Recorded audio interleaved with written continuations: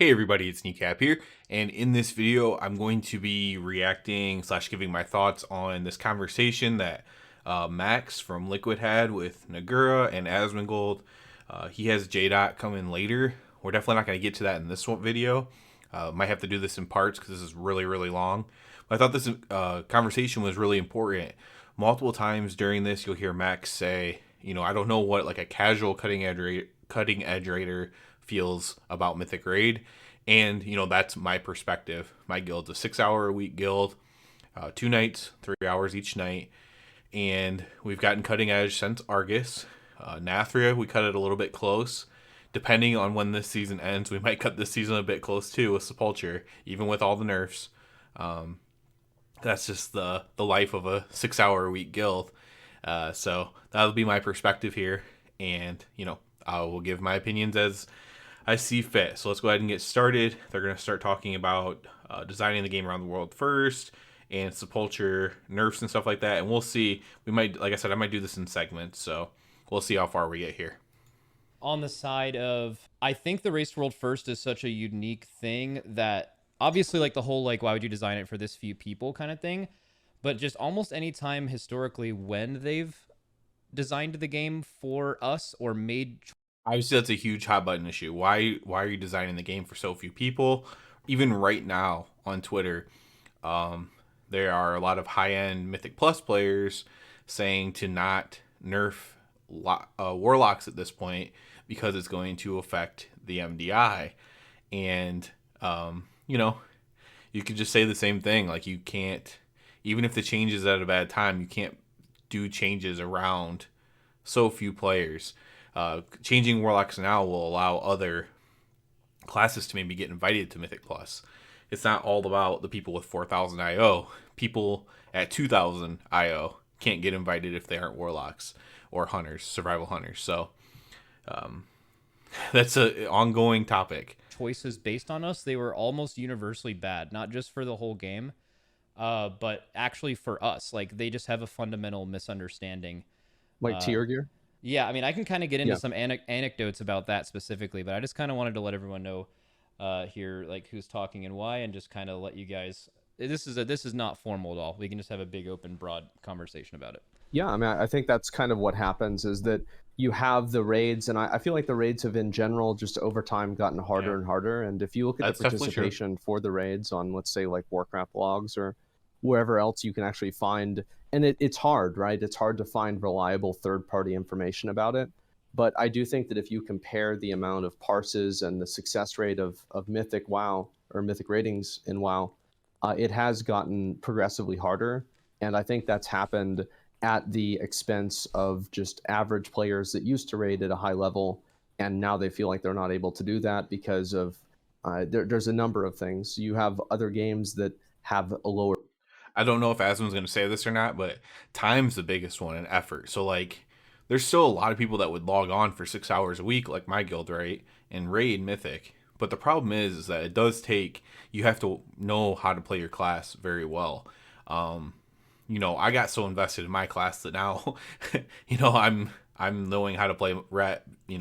I'm figuring out how to play rat with everyone else. That's like theory crafting it, but like the average player, you have to go watch a guide or you have to go watch or read a guide on just how to play your class.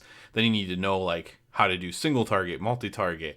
You need to learn all this stuff, and it's not always intuitive. And the gap between what's intuitive as a player and like what is actually the best that has been simulated and you have a guide for is enough that if everyone is or enough people are just kind of like, oh, I think I should press my buttons in this order. If you have enough people doing that in your raid, you're not going to have enough damage to do it. Whereas back in the old days, you could get through the raid with probably a majority of your players just kind of doing what they think is right. Or buried entry like Final Fantasy. Like there's one big Buried thing is entry, yeah. having 20 people in the raid is probably one of the biggest reasons why raiding is hard to do now. That's very true, and it's actually that's not why like that average player isn't playing anymore, but it's why there are like nobody wants to be an officer in a guild because of that. Managing 20 plus people is really hard. So then you lose enough officers. a casual player takes up an officer job or whatever, and then they don't want to do it anymore. Makes them not want to play the game anymore. It's just it is hard to manage 20 people. I like the 20 man. Max makes a point. Might be way later on in this video because I have watched most of this. It's just been a few days. I think I watched it live, and you know, I don't know if WoW could go lower than that because we have too many specs in the game, and we're adding evokers as well. Is you just have so many people. And if you compare that to Lost Ark or Final Fantasy, at least, and what happens is that I think the raids get harder and harder, and the players don't really get that much better, and it becomes more alienating to those players Because and those I don't players think that's aren't necessarily looking up bad to those have guides, content that's so extremely they aren't hard to getting do. better. That's true. But I think you can make a pretty strong argument that most of the content that comes out of a patch is the raid content. So if the raid content isn't really appealing or rewarding for people that are trying to participate in it, then the devs are doing a pretty big disservice to their whole community whenever they're designing content that's built around completion rates of the 1%. Yeah. Like one example that I can use for this is that I think it was Ian, but I don't remember exactly who, mentioned that a raid tier should take longer than 1 week to be cleared by a guild. And I find that to be kind of a ridiculous measurement of quality because these are people, Max and many other people like you guys raid 16 hours a day. This is an important point here. So people don't think about this, right? If you let's just say I know they don't actually raid it like in the raid for 16 hours a day. They do splits, they do other things. But that stuff matters too. Like we're as a casual guild, we still have to do Mythic Plus and stuff too, right? But let's just say that they did raid 16 hours a week. That's I'm trying to do quick math here, so if I'm wrong, I'm sorry. That's like 112 hours a week. I honestly, so that would be what 20, just under 20 weeks. So like 18 weeks or something like that for my guild. If they killed it in 1 week, hours wise, that's like 18 weeks for my guild. Does that sound right? I don't even know. So 4 months. I mean, that's about what it takes us on a normal tier. So that's probably about right. Even if my math was wrong there, sorry.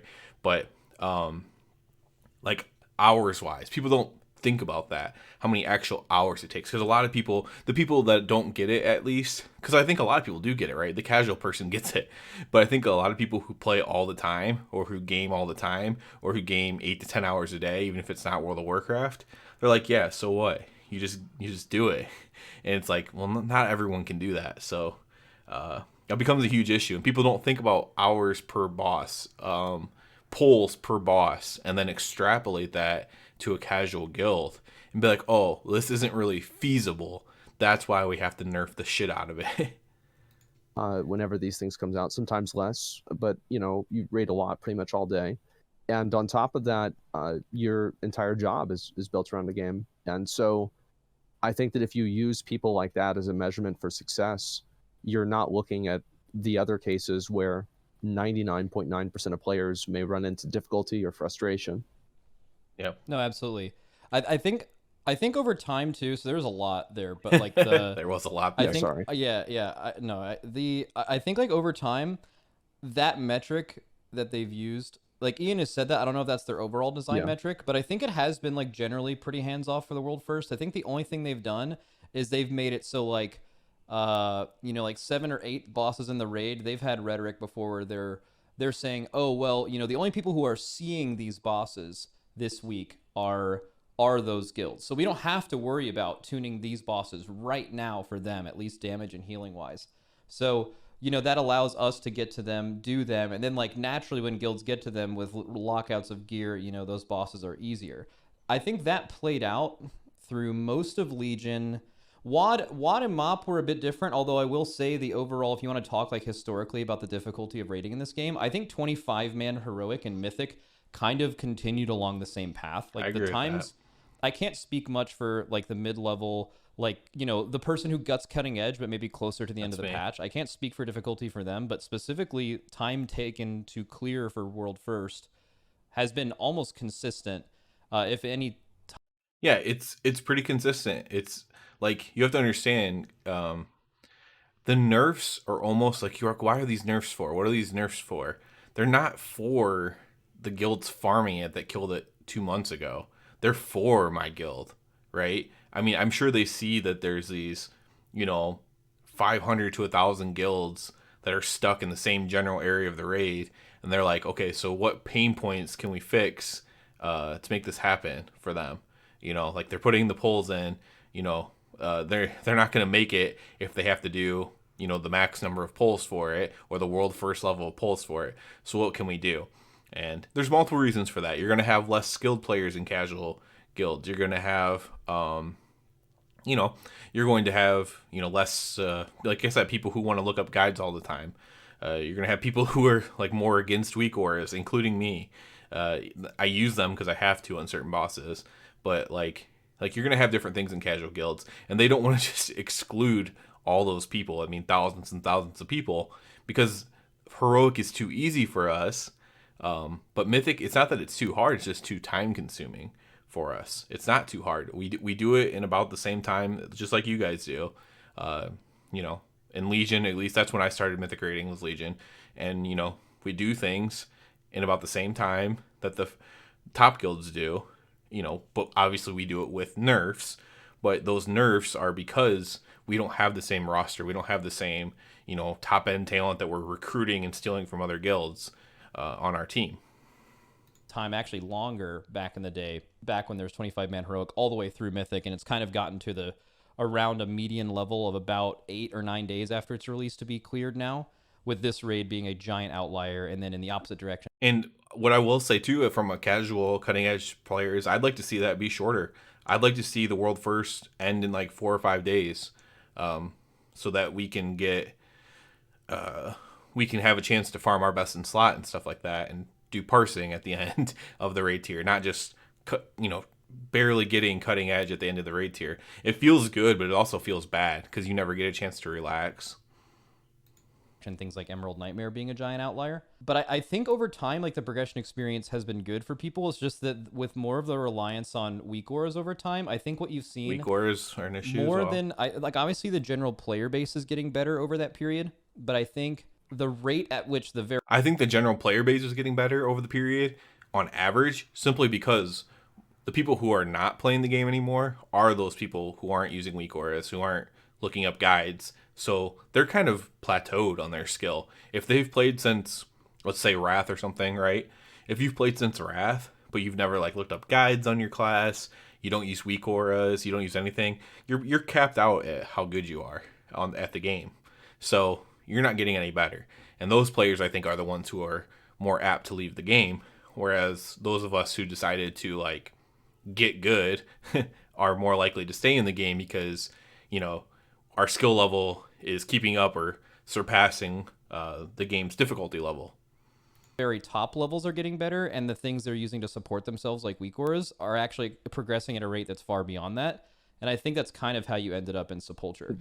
But It's an artificial skill gap, yeah. Yeah, but I think I don't think Max likes that term. A lot of the top end players don't like hearing that, but it's just true. It's weak auras don't make you a better player. Weak auras are, especially modern weak auras, are artificially, you know, computing things for you that your brain should have to do. I think Sepulture was I think I actually don't know how bad it was for you know, like the other raids in this expansion, specifically Castle Nathri. I think Castle Nathri was almost an example of really good difficulty, and I kind of agree. We barely got cutting edge, but for my biggest issue is there weren't enough nerfs to council in Nathria. If you look back, you know, compared to other bosses that have gotten nerfed really hard, like Painsmith and stuff like that, right? In you know, Sanctum of Domination, and then like Halandris in this raid in Sepulture. Council did not get nerfed enough. It never got nerfed to the point. What we like to see as a casual guild is like the nerfs that make it so you don't have to stack a certain class, right? You'll see those come out early for a lot of them. Like with Lords of Dread, when they made it so they take damage no matter if it's AoE or not. That way, you know, stacking classes wasn't as important for it. You know, it was just, it became much better for many different specs to be able to play that fight. And so once those changes happen, that's when the casual guilds can have a chance to progress it at a better rate. and we didn't see that in console in Nathria. So we had somebody playing DK, I think, that maybe didn't normally play DK or something like that. I can't remember exactly.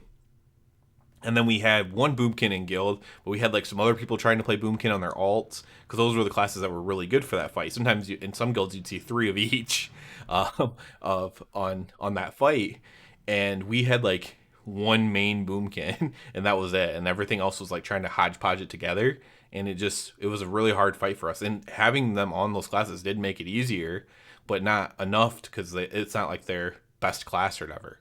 So that one was definitely rough. I wish I would have seen more nerfs on that. That we were stuck on console for way too long, and if we would have gotten nerfs, that affected those things specifically. So, how being able to grip all the ads in made it so much easier. Anti-magic zone made it so much easier. And then Boomkins also being able to AoE everything down passively with Starfall. Again, if we could have gotten rid of the need for that somehow, maybe, I don't know, maybe make the ads more groupable somehow on their own. Maybe make them do less damage. So if you don't kill them, you can just kind of heal through it or something. But some nerf like that would have helped my guild tremendously. It kind of shows why. I don't know. Did you raid in Castle Nathria? Yeah, I didn't do Mythic. I did like half of it, but that was about it. Okay. So like I don't know Stone Legion generals and Denathrius, but I know all the other fights.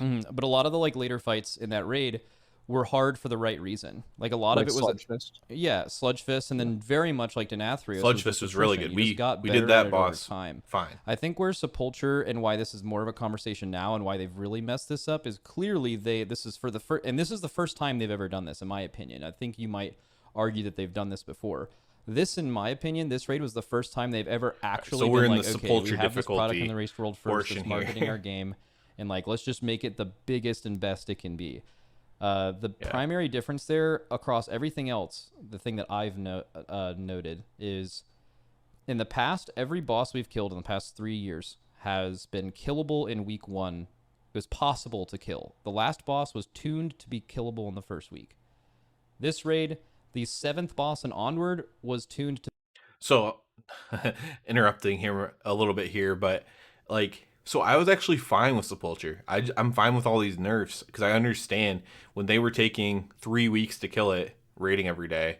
I understood there was going to have to be nerfs or else my guild wasn't going to be able to kill it. So I'm fine with all the nerfs. Would I be happier if it was more of like an ACC style where you get more power as weeks progress? And so it's not really a nerf, it's a buff to you instead. Does that feel better? Yeah, it does feel better to do it that way. But still, some of the mechanics, he's going to talk about this as well, that the mechanics were designed around Race to World First.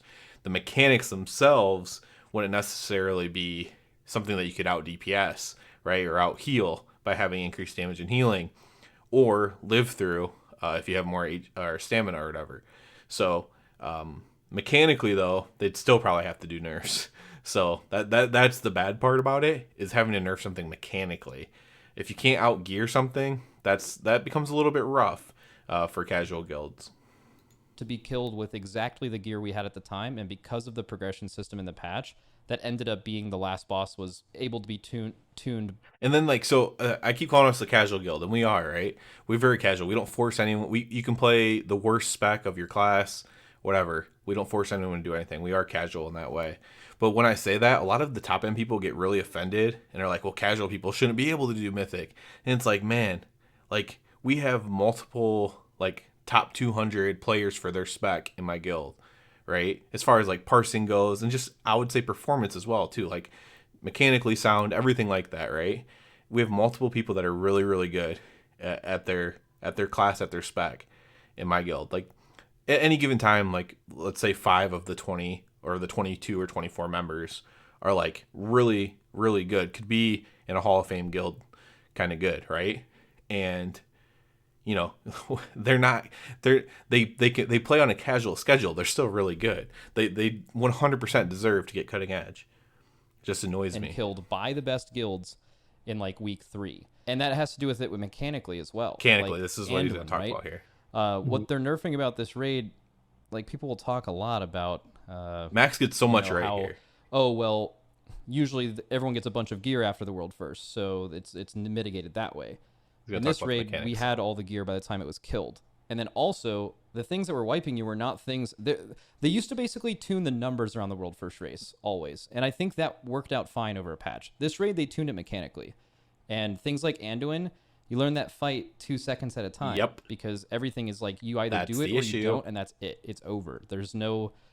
When you learn to fight 2 seconds at a time and you raid 6 hours a week, it ain't good. I don't know if it'll be in this part or if it's later on in the video, like this part 1 that I'm going to react to here.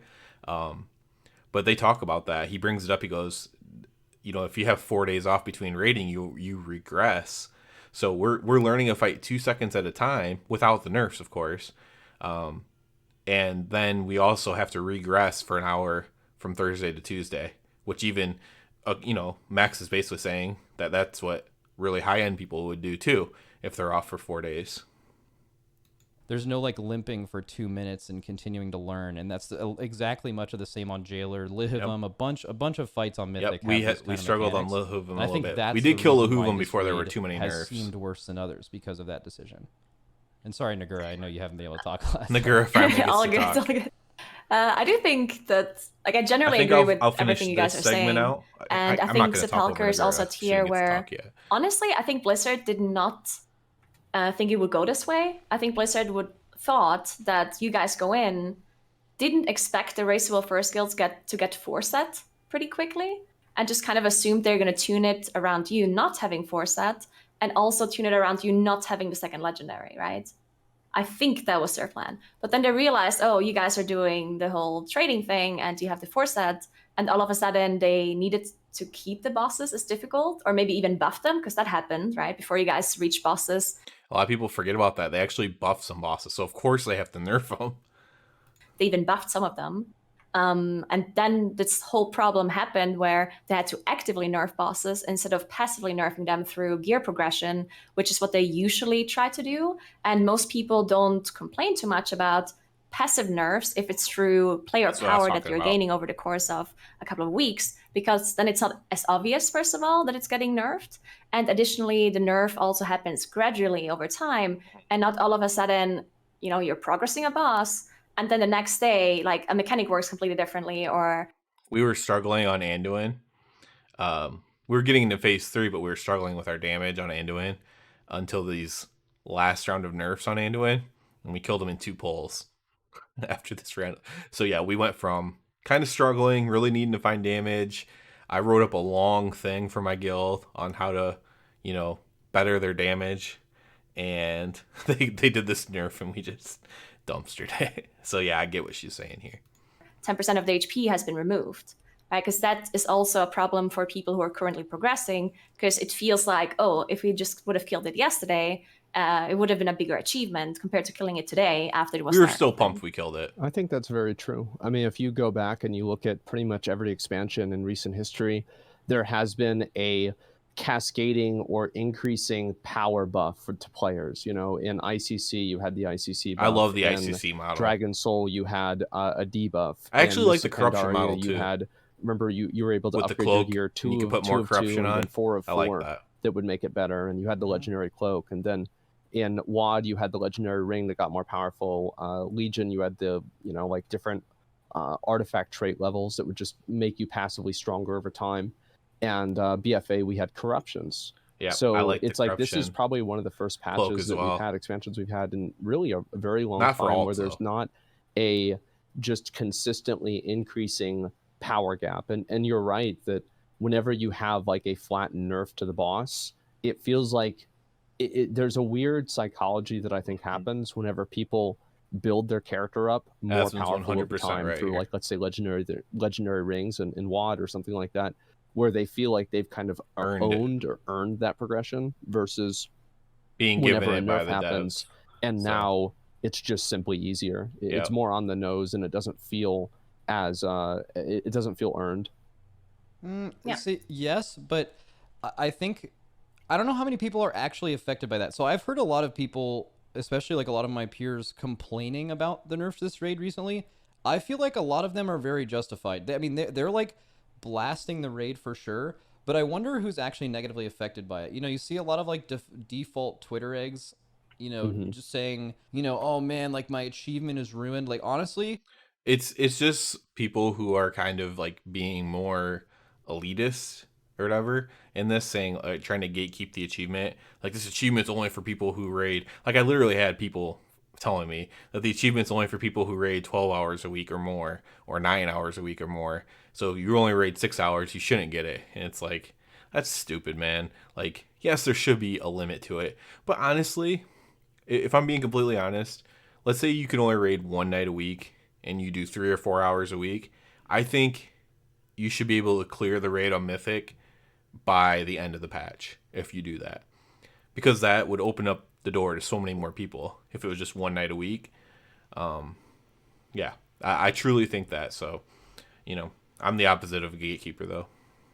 I feel like the people who are progressing on, let's just say a boss like Halandris, and they get it to 2%, Yeah. and the weekly reset rolls over, and it gets buffed to 30-second bombs, and they are robbed of that experience and that like, oh man, like I wish we would have got the kill before the boss was massively easier. But I think there's a very small amount of those people, because I think realistically, if you've already killed the fight, it's like, oh, easier reclears Easier now, farm. and Yep. Yeah. we spend less time in the raid. That's great. That's cool. Why would you ever be mad about that? And then the people doing it, eventually, maybe one person in an entire guild actually feels that way. Like it's like a super long, month-long time commitment to get cutting edge for. You're talking about people who actually do it. I'm not talking about, there's a lot of people who don't play or do the content that want to gatekeep as well for some reason. But out of the people who play, who it actually affects, you're talking less than 1,000 people that actually care about it as well. You might be talking less than 500 people.